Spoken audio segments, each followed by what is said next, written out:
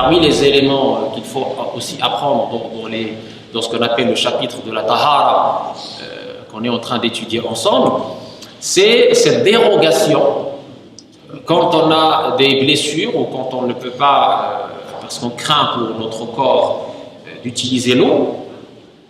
Eh bien, la question a été posée à l'imam Malik sur quelqu'un qui a des blessures dans les parties des ablutions ou pour même son corps pour faire les grandes ablutions ou les petites ablutions. Qu'est-ce qu'il fait? Est-ce qu'il fait tayammum ou est-ce qu'il procède autrement?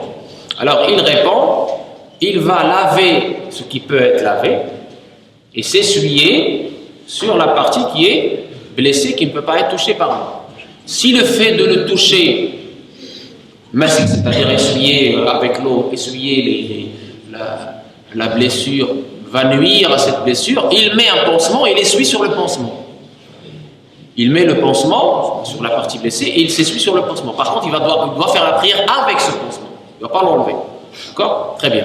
Ça fait partie de la facilité qu'Allah Tabaraka wa Ta'ala nous a octroyé dans cette belle religion. La preuve, dalil.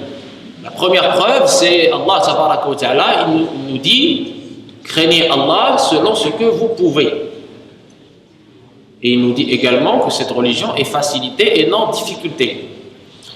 Et la deuxième preuve que rapportent donc les fuqaha pour argumenter sur cette question de masih al-jaba'ir, c'est le fait qu'une personne en fait était touchée par une blessure dans la tête et il était en souillure majeure, il a voulu faire les grandes ablutions, il a demandé autour de lui, d'où l'intérêt de demander aux bonnes personnes, il a demandé autour de lui, aux gens qui étaient autour de lui, qu'est-ce que je fais? Là j'ai une blessure, ça risque quand même, hein. Si je me lave, je risque d'y passer quand même. Hein. Ils ont dit non, il faut absolument que tu fasses le rost, sinon tu n'as rien. Il faut absolument faire le rost, il faut absolument faire le lavage rituel comme il se doit, sans discussion. Et la personne a fait ce qu'on lui a dit, la rigueur qu'on lui a imposée, et il est mort. Et oui. Ils sont revenus voir Sayyiduna Muhammad sallallahu alayhi wa sallam avec cette mauvaise nouvelle. Un tel avait une blessure sur la tête, on lui a demandé quand même de faire le roust, c'est-à-dire la grande ablution, et il est mort. Le prophète sallallahu alayhi wa sallam, qu'est-ce qu'il a dit? Il était très en colère. Vous l'avez tué, vous l'avez tué, vous l'avez tué. Vous avez commis un crime par votre ignorance. Et il a dit, pour donner la solution, il aurait suffi à cet homme de laver ce qui pouvait être lavé et d'essuyer sur la partie qui était touchée, d'essuyer sans qu'elle soit touchée par l'eau. هذا يعني أمر واضح. هذا كيتسمى المسح على الجبائر، مسح على الجراحات والجبائر، وهذه من الرخص العظيمة ديال الأمة المحمدية. فهمناها يا كسيدي الحمد لله. دونك هذه المسألة ديال المسح، إنسان كتلقى عنده مثلا جبيرة القبص باغ اكزومبل، يمسح يجي مثلا يتوضا، ملي يوصل المحل ديال القبص غادي يمسح عليه فقط. سهله مهله ما فيهاش اي صعوبات.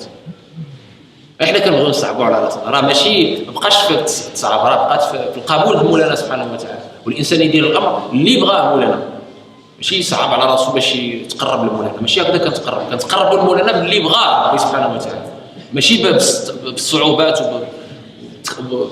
ونخنقوا على راسنا الامور ونصعبوها، لا، كنتقربوا الله تبارك وتعالى بالامور اللي بغاها، ومن الامور اللي بغاها الرخص اللي عطانا. خصنا نحترموا الداس ديالنا، لان notre corps est une amana, un dépôt sacré.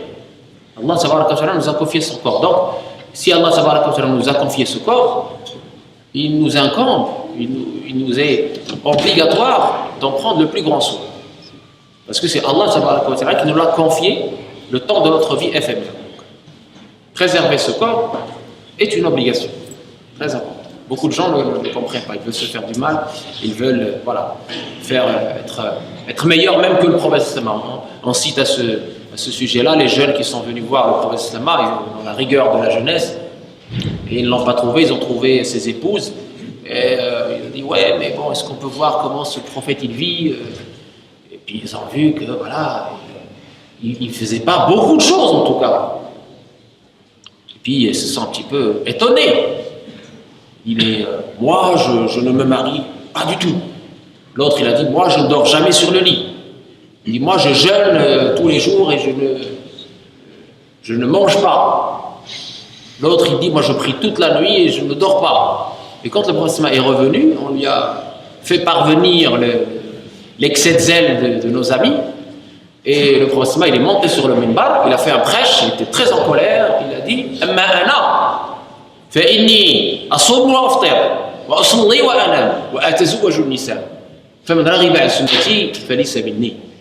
Quant à moi, je suis, sans vouloir me vanter, le plus pieux d'entre vous.